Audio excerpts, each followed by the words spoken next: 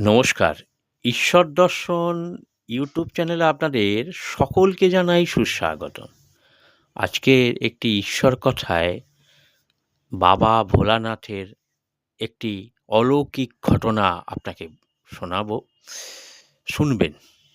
অলৌকিক ঘটনাটা হলো একটি রিক্সাওয়ালা। রিক্সাওয়ালা তিনি প্রতিদিন একটা স্ট্যান্ডে বসে থাকেন এবং ভাড়ার আশায় থাকেন। রোজই কিছু না কিছু ভাড়া পান।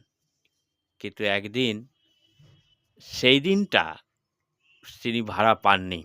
বসে আছে সংসারে বউ, ছেলে-মেয়ে, বাবা-মা তাদের পেটের মানে অন্ন দেবার জন্যে তিনি চেষ্টা করছেন, একটা জায়গায় বসে আছেন, কোনো প্যাসেঞ্জার আসবে। সেদিন আসেননি। হঠাৎ করে এই ঠিক সূর্য অস্ত যাবার আগেই যাবে, সেই সময় একজন ভদ্রলোক এলেন, বললেন, "যাবে?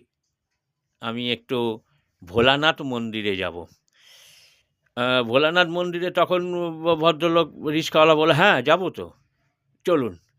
বলে রিক্সাওয়ালার সাথে কথা বলতে যাচ্ছে এবং ভোলানাথ মন্দিরে এসে উনি নেমে গেলেন এবং ওনাকে একটা টাকা দিলেন। তাতে তিনি খুশি হয়ে রিক্সাওয়ালা বাড়ি চলে গেল। অতটা বুঝতে পারেননি। এরকমই ২-৩ দিন ওই রিক্সা করে তিনি ওই রিক্সা করে সেই মানে ওই ভোলানাথ মন্দিরে যাচ্ছেন ওই ভদ্রলোক ২-৩ দিন ধরে এইরকম। প্রতিদিন যান আর ওই একটি ভাড়া আর একটি টাকা। এবং একদিন ওই ভোলাবাবু সেদিন মানে ওই ভোলানাথ মন্দিরের সেই যে ভদ্রলোক নামেন তিনি আর আসেননি এবং আসছেন না দেখে তো রিক্সাওয়ালা খুব দুঃখ হলো যে ভদ্রলোক ৩-৪ দিন ধরে এলেন, তা সেদিন আসেননি কেন? সেই জন্য তিনি মনের দুঃখে বাড়ি চলে গেলেন। এরকমও ২-৩ দিন আসেননি। তা একদিন এসে ভাবছে যে তা আসছেন না, আমারও ভাড়া হচ্ছে না। তা একদিন মন্দিরে যাই, যেখানে উনি নাবেন আর কি।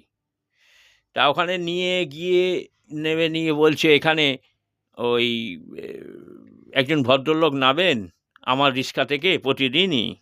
তা আজকে তো কদিন ধরে আসছেন না, তা আমি আজকে এসেছি। তা বলতে পারেন সে ভদ্রলোকের ঠিকানাটা?" তখন পুরোহিত মশাই সেই ভোলানাথ মন্দিরের যে পুরোহিত মশাই বললেন যে, "আপনি যাকে খুঁজছেন তিনি এই ভোলা বাবা। ইনিই ছিলেন আপনার রিক্সাতে।" সে তো হতভম্ব হয়ে গেল, একদম অবাক হয়ে গেল। সে ভাবল যে আমার রিক্সায় আমি মতো তুচ্ছ এক রিক্সাওয়ালার কাছে বাবা ভোলানাথ তিনি উঠে বসলেন, তাই আমি ধন্য হলাম। তা তিনি রিক্সাওয়ালা তো বাড়ি চলে গেলেন।